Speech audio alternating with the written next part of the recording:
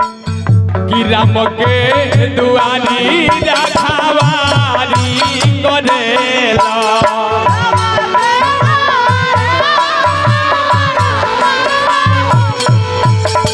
हनुमान जी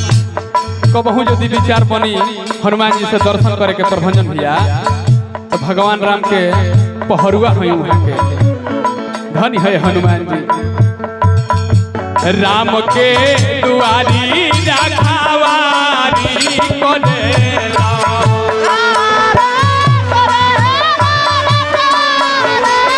ए बबुआ होई देखो खाली हाथे आवे वो कर झोली भरेला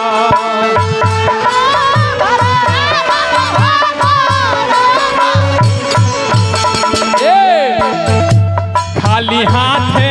आवे वो कर झोली भरेला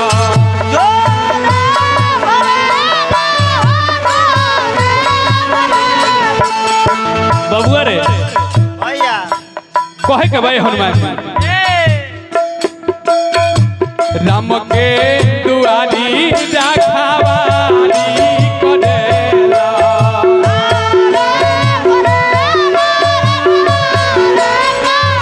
होई देखो बबुआ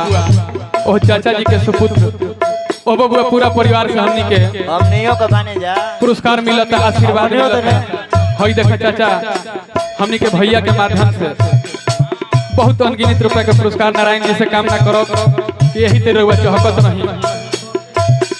भैया